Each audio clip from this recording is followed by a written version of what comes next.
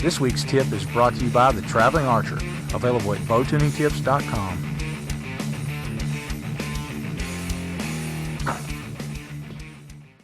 Hey everybody, this week's bow tuning tip, we're going to talk about how to install one of these Peep sights that don't have an aligner.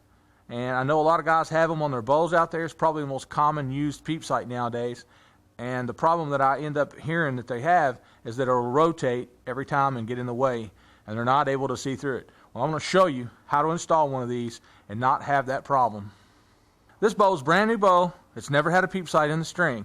It's only been shot about 2 or 3 times. I've got a D-loop installed on it, and I've got the rest installed on it. Everything's square. So what we're going to do is, before we even put the Peep sight in or even worry about where the Peep sight's going to go, we're going to walk over to the target. We're going to fire down about 20 arrows, let that string go ahead and creep and stretch and get settled into the place it needs to be. Then we're going to install the Peep sight.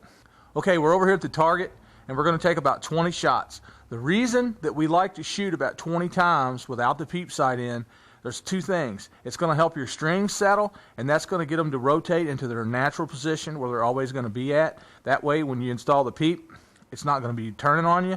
And the other thing it's going to do is it's going to give you a little bit of a chance to feel how this bow is going to shoot and how it's going to feel in your hand, and it's going to get you into your natural anchor point that you're going to have with this bow. That's where you want the Peep sight to be. You don't want to put the Peep in, and then a lot of times I've found that if the Peep sight's in there, it's going to force you to look through it, so you're going to alter an anchor, and you're not comfortable, so it's not going to be a good anchor point. Let's go ahead and shoot about 20 times and get this string settled in. We're going to go over and install the Peep. And one thing to think about when you're doing this, don't worry about accuracy. I'm only standing about 10 feet from the target, and I'm just going to go ahead and just fire into it. All I'm after right now is just go ahead and settle the string. But I want to anchor naturally. Notice that I anchor with my normal anchor point, pretending like the Peep sight's there, and then just touch it off. Okay, we got our 20 shots fired through the bow, and that number doesn't have to be a precise number. 20, 15, somewhere around in that neighborhood. You just want to get the string settled in as close as you can to where it's going to naturally be at. Now what we're going to do is we're going to install the Peep sight, and then we're going to line it to my eye, and we're going to tie it in. Well, there's a lot of guys out there right now that are going, wait a minute, you got to put that thing in a press. No, I'm going to show you a different way. You don't have to have a press to put a Peep sight in. The only thing I need is my string separator. I'm going to show you guys how to put it in without a press. Okay, what you do first is you want to make sure your D-loop is somewhere in the backwards position like you're going to be connected to it. It should say somewhere in that neighborhood. It's going to move when you shoot, but you want it for just the Peep sight installation somewhere right about there. Then you take your string separator, the pointed end, right there, and you're going to go up to your string and you're going to insert it right through the string, being really careful when it goes in and you start to open it that you don't see the little spider webs. If you do, pull it out, reinsert it until you only split the main fibers. You don't want to split the main fibers in half. You want to just separate them. Let's see if I can get this dude in there. And when I do this, I'm trying to install it to where this is back and I'm going in directly in line with it. And though these multiple colored strings, it's not going to matter putting a Peep sight in if you don't have all the same colors on each side. Okay, now we've got our strings separated. As you can see, our D-loop is dead in line with the opening. So when you turn it like that, the D-loop, the opening, it's all in one. We're going to go ahead and take our Peep sight and install it. And you want to install your Peep sight so that it's leaning in an angle like it's going to turn and pivot, because it'll actually be in the string crooked, and when you draw back, it's going to turn up so you can see through the hole. You just stick it in here, and there's little slots on the sides of most of them. You turn your string separator and just pull it out, and there you go. And already you can sit here and see the D-loop is out. The Peep sight is really close to being turned perfect for my eye. Now all I need to do is I'm going to put an arrow on here. We're going to draw it back and get it set to my eye, and then tie that dude in. Whenever you draw your bow back using release, I suggest putting an arrow shaft on there just to avoid dry fires. Now we've got our arrow on here, we got our Peep sight in. We're going to go ahead, lock onto our loop, draw it back, and see how close this comes to being in my eye. And what you want to do is you want to go ahead and draw this bow back, anchor, Close your eyes. Get your anchor point that feels good. Relax your hand, everything, just like you're going to be shooting, and open your eyes, or eye, however you shoot.